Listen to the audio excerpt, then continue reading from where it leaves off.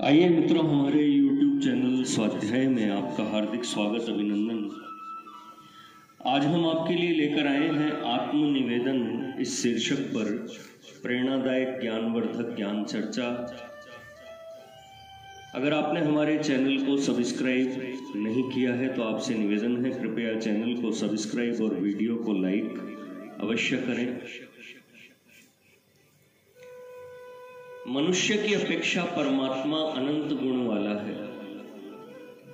उसकी लीला अनिर्वचनीय है। वह इस अद्भुत सृष्टि की नाट्यशाला का माया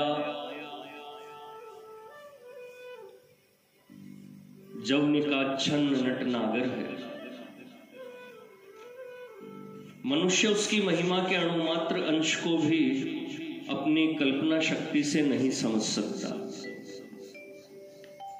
अतएव तत्वदर्शी लोग परमात्मा की सत्ता मानते हुए उसके स्वरूप की अज्ञेयता से उत्पन्न हुए आश्चर्य में निमग्न हो जाया करते हैं। केशव कहीं न जाए का कहिए, देखत तव रचना विचित्रति, समुझी मन ही मन रही है। श्लोक के भाव का सन्निवेश महात्मा तुलसीदास जी ने दो ही पंक्तियों में कैसे विचित्रता से किया है। इन उद्गारों से भगवान की आश्चर्यमयी देवमाया के निरंतर निधि ध्यासन में निरत हो जाना, यह वेदांत का पक्ष है। यह पक्ष ज्ञानी को बहुत ही रुचिकर है, परंतु परमात्मा की अमित महिमा को देखकर चकित न होते हुए उसके मधुर सौंदर्य पर मुग्ध हो जाना और उसके अज्ञेय स्वरूप को न सोचते हुए उसके प्रत्यक्ष प्रेम पर आत्मसमर्पण कर डालना, यह एक दूसरा पक्ष है जो परम सुख की प्राप्ति का सरल साधन है। पहला पक्ष ज्ञान मार्ग का और दूसरा भक्ति मार्ग का है। यद्यपि दोनों मार्गों में कोई तात्विक विरोध नहीं है, तथापि मानव हृदय इन दोनों में प्राय एक ही ओर झुकता है। इनमें जिस पथ का पथिक जो कोई बन गया, वह अपने जीवन के निर्दिष्ट लक्ष्य तक अवश्य पहुंच जाता है। सो ध्वन है पार मापनोति तद विष्णो हो परमम पदम। भक्ति और ज्ञान के परस्पर विरोधी अंश को छोड़कर दोनों को ही अपने हृदय में अवकाश देना, यह तो परमात्माभिमुख हृदय की उच्च से उच्च अवस्था है। परंतु मनुष्य के हृदय में भक्ति और ज्ञान दोनों में से एक का प्राधान्य हो जाना स्वाभाविक है। दोनों ही मार्गों को मानते हुए प्रत्येक मार्ग में मंद और शिथिल रहने की अपेक्षा एक ही मार्ग पर आरूढ़ हो जाने से परमात्मा के स्वरूप का अनुभव भली प्रकार हो सकता है। ऐसे ही एक देशीय किंतु अत्यंत तीव्र और उत्कृष्ट साधन के अभ्यास से उत्पन्न हुए अनुभव का निम्नलिखित पद्य में सन्निवेश है, जिसमें आत्मसमर्पण का भाव कूट कूट कर भरा है। मेरे तो गिरधर गोपाल दूसरों न कोई, जाके सिर मोर मुकुट मेरो पति सोई। माता छोड़ी पिता छोड़े छोड़े सगा सोई, संतन ढिग बैठी बैठी लोक लाज खोई। संत देखी दोरी आई जगत देखी रोई, प्रेम आंसू डार डार अमर बेल होई। मार्ग में तारण मिले संत राम दोई, संत सदा शीस ऊपर राम हृदय जोई। अंत में से संत काढ़्यो पीछे रही सोई, राणा मेल्या विष का प्याला पीते मस्त होई। अब तो बात फैल गई जाने सब कोई, दास मीरा लाल गिरधर होनी हो सो हुई। यह पद्य मेवाड़ की सुप्रसिद्ध भक्ति विह्वला मीराबाई का है। उस साध्वी का स्वाभाविक अबलापन, उसकी परमात्म प्रेमजन्य विवशता में और उसका मेवाड़ उचित पौरुष प्रेम में विघ्नभूत संसार श्रृंखला को कच्चे धागे की नाई विच्छिन्न कर डालने में स्पष्ट प्रतीत हो रहा है। अबलापन और पौरुष, उत्कट प्रेम और वैराग्य, इन दोनों का यथार्थ चित्र इन सुंदर पंक्तियों में उत्तम रीति से अंकित किया हुआ है। जिस हृदय में इस रस की तरल तरंग कभी कभी उठती होगी, उसे तो इस सुचारू संगीत से कुछ अनिर्वाच्य आनंद मिलेगा, परंतु जो इस भाव से नितांत अनभिज्ञ है, जिसने इस रस का कदापि आस्वादन नहीं किया, उसे इस भावमयी कविता की मार्मिकता और उत्कृष्टता विशद करके बताना निष्प्रयोजन होगा। तथापि इस वैराग्य और प्रेम के विलक्षण भाव में किलोल करती हुई रस लहरियों के पृथक पृथक अवलोकन करने का यत्न अनुचित न समझा जाएगा। वैराग्य और दया परमात्मा प्राप्ति के लिए सबसे पहला और आवश्यक साधन वैराग्य है। जगत के व्यवहार की ओर कुछ अरुचि उत्पन्न हुए बिना मनुष्य परमात्माभिमुख नहीं हो सकता। यद्यपि परिणाम में ज्ञानी को जगत में ही परमात्म दर्शन होता है, तथापि आरंभ में जगत पर जगत रूप से त्याज्य बुद्धि होना आवश्यक है। माइक जगत से अपनी ममता हटाकर और परमात्मा की ओर प्रेम प्रवण होकर ही मनुष्य कृत्य होता है। जब तक मनुष्य की आत्मा को अहंता ममता की श्रृंखलाओं ने नियंत्रित कर रखा है, तब तक वह आत्मा की स्वाभाविक विशालता का अनुभव नहीं कर सकता। इस प्रकार का अनुभव तो उसे तभी होता है जब वह यह समझ लेता है कि मैं यह देह नहीं और ये माता पिता भी मेरे नहीं, अनंत काल महोदधि में जीवन के 5, 50 तथा 100 वर्ष तो एक क्षण बिंदु मात्र ही है। इतने परिमित काल तक प्रतीयमान वस्तुओं में जो अनाद्यनंत है, उस आत्मा को कैसे सुख मिल सकता है? ऐसे महान पदार्थ के संतोष का स्थान तो कोई महान पदार्थ ही होना चाहिए, और वह पदार्थ परमात्मा के सिवा और कुछ नहीं, वही जीव का सच्चा आश्रय और परम लक्ष्य है। रसो वे सह रस येव यम लब्ध्वा नंदी भवति। वही रस है और उस रस को पीकर जीव संतृप्त होता है। अतएव भक्तजन बार बार यह कहते हैं कि परमात्मा ही हमारा घर है, गॉड इज अवर होम। पराहि में विमन यवो पतंति वश्यैष्टये वयो न वसति रूपः। जैसे पक्षी अपने घोंसले की ओर लौटते हैं, वैसे ही उतने ही आनंद और उल्लास से मेरी मनोवृत्तियां परमात्मा की ओर खींचती हैं। आत्मोन्नति की इस ऊंची अवस्था को प्राप्त कर मीरा कहती है, माता छोड़ी पिता छोड़े, छोड़े सगा सोई, अब तो गिरधर गोपाल दूसरा न कोई।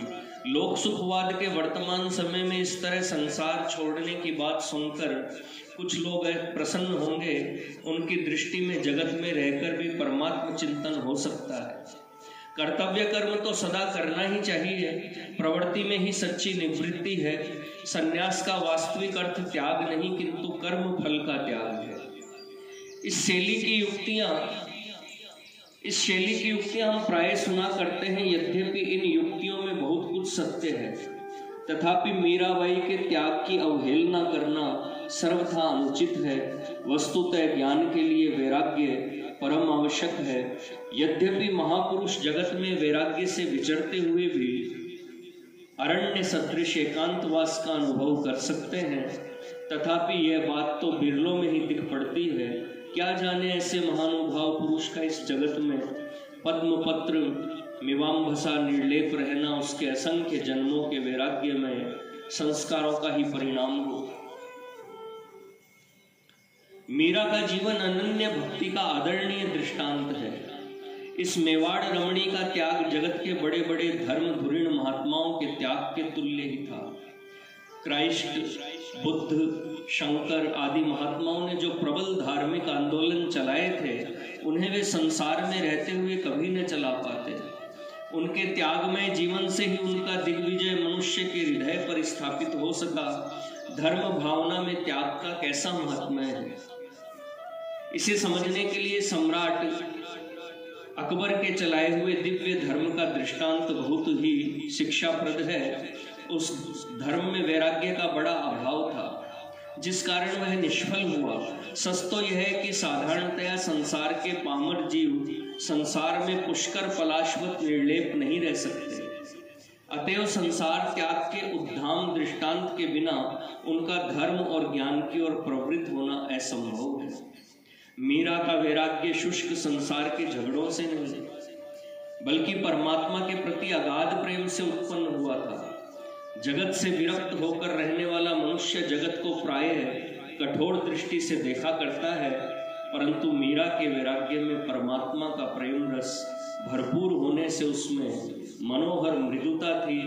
उसका हृदय अत्यंत कोमल और करुणार्द्र था। वह जगत के पारमार्थिक दुखों से दुखित थी। वर्तमान समय के परोपकारी पुरुष जगत के व्यवहारिक दुखों से सहानुभूति करते हैं, किंतु वे यह नहीं समझते कि संसार के पारमार्थिक दुख तो अत्यंत त्रासदायक है।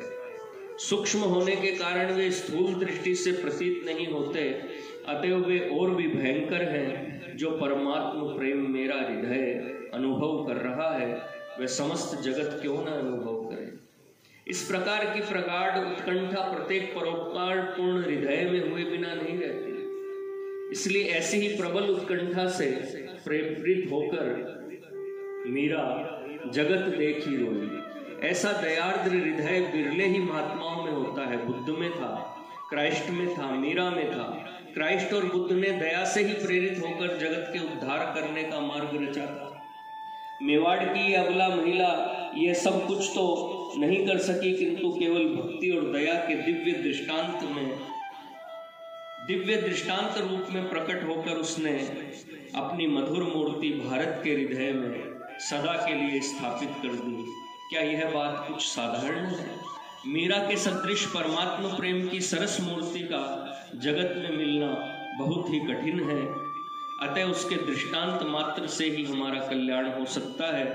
प्रसंगवशात लौकिक नियमों के मानने वाले पुरुष यह आक्षेप करेंगे कि जिस स्त्री ने पति सेवा ने की, उसके दृष्टांत से जगत की रीति नीति और मर्यादा टूट जाएगी। इस आक्षेप का उत्तर यही है कि सच्चे परमात्मा प्रेम के आवेग में पति की उपेक्षा करना भी क्षंतव्य है। क्या किसी अलौकिक प्रतिभाशाली कवि की कृति में काव्य के छोटे मोटे नियमों का उल्लंघन करते हुए भी साधारण मनुष्य को दोषोद्भावना करने का अधिकार है? क्या किसी महापराक्रमी पुरुष को प्राकृतिक नियमों में बांधा जा सकता है? कदापि नहीं। इसी प्रकार महात्माओं को साधारण नियम भंग करने में कोई दोष नहीं होता। समर्थ को नहीं दोष गुसाई। इस दृष्टि से देखते हुए मीरा ने जो साहस किया वह दोष रूप नहीं, किंतु उसकी कीर्ति को अमर करने वाला तथा जगत को उन्नत भावना की ओर आकृष्ट करने वाला एक उच्च पराक्रम है। भक्ति, ज्ञान, अमृत, परात्म प्रेम के अनेक रूप स्वरूप हो सकते हैं। प्रभु की मधुर मूर्ति का कोई पिता रूप से, कोई माता रूप से, कोई बालक रूप से, कोई प्रिया रूप से, तो कोई पति रूप से भजन करते हैं। अर्थात उससे किसी प्रकार के प्रेम का नाता जोड़ भक्तजन तन्मयता प्राप्त कर लेते हैं। यद्यपि यह प्रेम लौकिक प्रेम के अनुरूप होता है, तथापि लौकिक प्रेम से परमात्मा प्रेम में कुछ विलक्षण विभिन्नता होती है। इसका कारण परमात्मा की परता अर्थात उसका हरेक प्रकार के लौकिक भाव से अतीत होना है, परंतु मनुष्य उस परता अर्थात विदुरता को सहन नहीं कर सकता। अतएव मनुष्य अपने हृदय में प्रिय से प्रिय वस्तु का रूपक लेकर परमात्मा की आराधना करता है। इस विधि से यह नहीं समझना चाहिए कि हम उस परम तत्व को, जिसकी कोई प्रतिमा नहीं, न तस्य प्रतिमास्ति यस्य नाम महर्दश, किसी तरह की संकीर्ण दृष्टि से देखते हैं अथवा उसे स्थूल स्वरूप दे देते हैं, किंतु हम उस चैतन्य घनत्व तत्व को हृदय में प्रेम का ऊंचे से ऊंचा आसन देकर उसकी आराधना करते हैं। गोपिकाओं का श्री कृष्ण के प्रति प्रेम अनन्यता का अनुपम दृष्टांत है। भक्ति परम प्रेम रूपा यथा वज्र गोपिका नाम, इस प्रकार बतलाकर इसकी विशद व्याख्या करते हुए देव ऋषि नारद ने यह कहा है, तदर्पिता खिलाचारता तद्विस्मरणे परम व्याकुल देती। अर्थात परमात्मा के लिए अखिल कर्मों का अर्पण करना और उसके क्षण मात्र विस्मृति में अत्यंत व्याकुलता का अनुभव करना, इस अवस्था का नाम प्रेम या भक्ति है। इस अलौकिक प्रेम के उन्मेष में मीरा गदगद कंठ से बोल उठती है, प्रेम आंसू डार डार अमर बेल बोई। मैंने तो प्रेम के आंसुओं से सिंचन कर अमर बेल लगाई है, वह अमर बेल तो अमृत तत्व ही है, जिसके विषय में भक्ति मूर्ति मीरा की नाई, ज्ञान मूर्ति मैत्रेयी ने याज्ञवल्क्य से कहा था, ये ना हम नामृता श्याम तेन किम कुर्याम, अमृत तत्व स्थवितेन नाशास्ति। मुझे तो अमृत तत्व चाहिए, अमृत तत्व चाहिए, वित्त से अमृतत्व की आशा नहीं, इसलिए वित्त लेकर मैं क्या करूंगी। प्रेम, परमात्मा प्रेम, यही अमृतत्व का साधन है, क्योंकि उस प्रेम में ही आत्मा के स्वरूप का साक्षात्कार होता है, और स्वरूप साक्षात्कार ही अमृतत्व है। अमृतत्व किसी स्वर्ग में या अन्य किसी स्थान में मिल सकने वाली वस्तु नहीं, और न इसका यह अर्थ है कि यह भौतिक देह नित्य निरंतर स्थायी बन सकता है, या अमुक समय से जरा मृत्यु के बंधन से मनुष्य छूट सकता है। अमृतत्व से यह आत्मा का नित्य सिद्ध स्वभाव है, जिसका अनुभव करना ही अमृतत्व है। यह दशा ज्ञान साध्य है, क्रिया साध्य नहीं। आत्मा के साक्षात्कार होने का ही नाम अमृतत्व है। आत्मा का अमृतत्व सिद्ध करने का यत्न अनेक विद्वानों ने किया है। कितने ही यह कहते हैं कि जड़ का विनाश धर्म चेतन में घट नहीं सकता। कितने यह कहते हैं कि पाप पुण्य की नीति व्यवस्था अपने प्रतिफल के बिना संभव नहीं, और उस प्रतिफल की संभावना आत्मा के अमर हुए बिना नहीं हो सकती। कितने ही विद्वानों की यह धारणा है कि नीति की भावना कदापि पूर्ण रूप से सिद्ध की ही नहीं जा सकती। इसलिए आत्मा की नैतिक अभिवृद्धि के लिए अनंत काल का अवकाश चाहिए। कुछ तत्वज्ञों का यह कहना है कि आत्मा तो नित्य प्रमाता है, और इसका अभाव मानने पर जगत ही शून्य हो जाता है। आत्मा का अमृतत्व प्रतिपादन करने वाली इन सब युक्तियों की सविस्तार चर्चा करने का यहाँ अवकाश नहीं है। इसलिए इतना ही ध्यान में रख लेना पर्याप्त होगा कि आत्मा का अमृतत्व देश काल परिच्छिन्न स्थिति रूप नहीं है। देश काल परिच्छिन्न होने के कारण आत्मा का अमृतत्व उसके लिए तृप्तिकर होने के बदले केवल क्लेशजनक ही होगा। कोटि वर्ष पर्यंत यहाँ या सर्वोत्तम स्वर्ग भूमि में रहकर भी क्या करना है।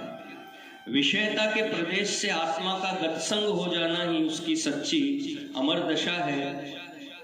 उस आत्मा का या प्रमाता का अमृतत्व भी विषयता के प्रदेश से अतीत है। इसलिए यह अमृतत्व क्रिया साध्य नहीं किंतु ज्ञान साध्य है।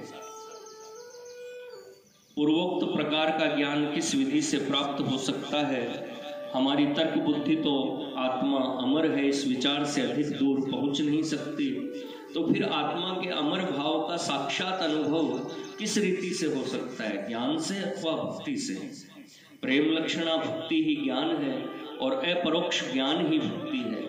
इस सिद्धांत पर यद्यपि कुछ भी विप्र प्रतिपत्ति नहीं हो सकती, तथापि भक्ति और ज्ञान की एकता किस प्रकार की है इस पर कुछ विचार करना चाहिए। भक्ति के दो मुख्य और आवश्यक अंग हैं, प्रेम और श्रद्धा। श्रद्धा के द्वारा भय, शंका आदि दोषों से आत्मा मुक्त हो जाता है।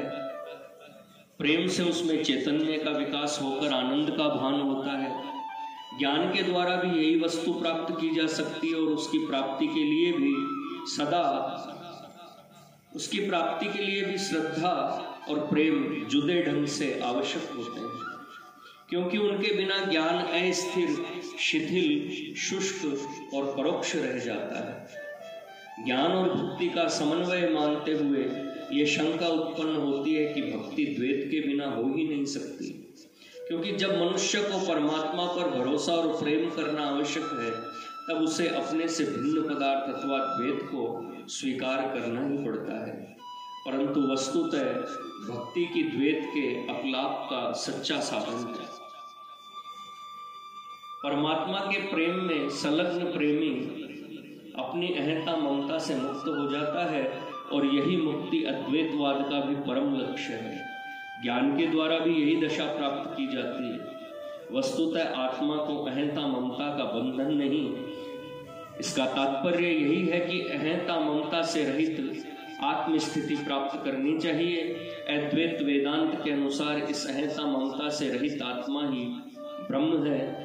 यदि यह बात ध्यान में रखें तो यह स्पष्ट समझ में आता है कि भक्ति और ज्ञान के उभय पक्षों में परमात्मा का समान रीति से अंतर्भाव है, अर्थात उभय साधनों द्वारा एक ही गति प्राप्त हो सकती है। इतना ही नहीं किंतु दोनों पक्षों में धार्मिकता का भाव भी समान है। तात्पर्य यह है कि एक ही तत्व पर भक्ति और ज्ञान का लक्ष्य होते हुए भी एक को यदि तत्व ज्ञान फिलॉसफी और दूसरे को धर्म रिलीजन कहा जाए तो यह भी अनुचित है। ज्ञान और भक्ति दोनों ही धर्म हैं और एक ही पदार्थ के विभिन्न स्वरूप हैं। उक्त प्रकार के प्रेम से आत्मा का अस्तित्व सिद्ध होता है, क्योंकि प्रेम होते ही जब मैं ऐसी वस्तु ही नहीं रहती तब कौन जरा और मृत्यु के बंधन में बंधा हुआ कहा जा सकता है। जिन्होंने अपनी अहमाकार वृत्ति परमात्मा को अर्पण कर दी है, अर्थात जैसे नदियां नाम रूप तजकर समुद्र में लीन हो जाती है, वैसे जिसने अपनी भेदमयी अहम मूर्ति ब्रह्म रूप प्रेम सागर में लीन कर दी है, उसकी दृष्टि में ब्रह्म से जुदा मैं कहने लायक कोई पदार्थ ही अवशिष्ट नहीं रहता। और ऐसी स्थिति में यदि ब्रह्म का नाश संभव हो तो वह अपना भी नाश होना मान सकता है। जब मैं था तब हरि नहीं, जब हरि है हम नाही। प्रेम गली अति सांकरी तामे दोन समाही, प्रीतम छवि नैननी बसी पर छवि कहाँ समाए, भरी सराय रहीम लखी आप पथिक गिर जाए। यदि ब्रह्म अपने से भिन्न हो तो किसी काल में अपने नाश होने की आशंका हो सकती है, किंतु जब अपना आत्मत्व ही ब्रह्म में है तो फिर अपना विनाश कैसे संभव हो सकता है। अद्वैत वेदांत में इसी रीति से आत्मा के अमृतत्व के अनुभव करने की प्रक्रिया है। इस विचार श्रृंखला से इतना स्पष्ट हुआ होगा कि जो भक्ति को मंदाधिकारी के लिए उपयुक्त मानते हैं और जो परमात्मा के ज्ञान के बदले अहंकारास्पद आत्मा के ज्ञान संपादन करने में ही सिद्धि मानते हैं, वे वेदांत सिद्धांत को भली भांति नहीं समझे। साधु संगति परमात्मा की प्राप्ति के लिए साधु संघ का कितना महात्म्य है, इस पर अब कुछ विचार करना चाहिए। मीरा ने ठीक ही कहा है, मार्ग में तारण मिले संत राम दोई, संत सदा शीस ऊपर राम हृदय जोई। इस संसार सागर से तारण करने वाले दो ही पदार्थ हैं, एक संत और दूसरा राम। उनमें संत का स्थान शीश ऊपर और राम का हृदय में है। संत केवल परोक्ष रीति से मार्ग बताकर दूर रहते हैं, वे अपने सहवास से जितना असर हो सकता है उतना करते हैं, किंतु परमात्मा का परोक्ष अनुभव करना यह अंतिम काम हृदय का है। संत का मान करना चाहिए और राम हृदय में विराजने चाहिए। गुरु का प्रयोजन मार्ग प्रदर्शन मात्र है और वह जितनी सरलता से उस मार्ग का अनुभव करा सकता है उतना ही वह आदरणीय है, शिरोधार्य है। किंतु जिस लक्ष्य तक पहुंचना है उस लक्ष्य को भूलकर उस लक्ष्य के बताने वाले गुरु के ही समाराधन में लग जाना बड़ी भूल है। निसंदेह साधु संग बड़ा ही श्रेयकर है। साधुता परमात्मा का प्रत्यक्ष स्वरूप है। सचमुच इसके संपर्क से आत्मा सहज ही में निर्मल हो जाता है।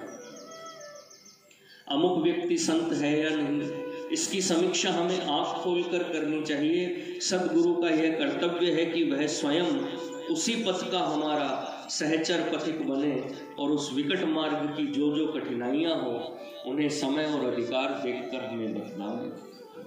संत के समागम से मनुष्य की घोर से घोर पशुवृत्ति शांत हो जाती है और उसमें सच्चे मनुष्यत्व का विकास होने लगता है। शास्त्रों में सत्संग की बड़ी महिमा गाई गई है। संतो दिशंति चक्षुंषि बहिर्गह समुत्थितः, देवता बांधवा संत संत आत्मा हमेव च।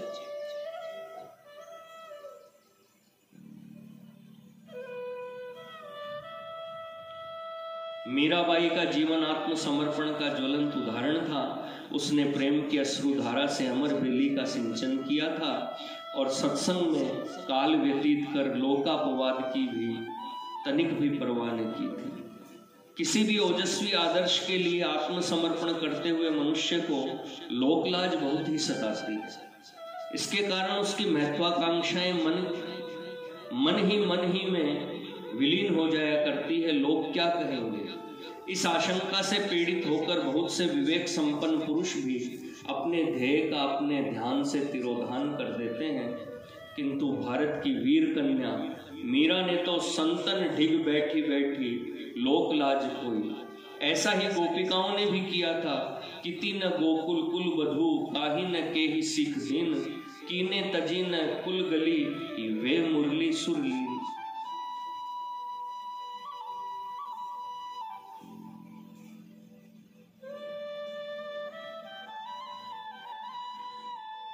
मित्रों, यह थी आत्मनिवेदन इस शीर्षक पर प्रेरणादायक ज्ञानवर्धक ज्ञान चर्चा। अगर आपको हमारा चैनल पसंद आए तो इसे लाइक, सब्सक्राइब, चैनल को सब्सक्राइब और वीडियो को लाइक अवश्य करें। धन्यवाद।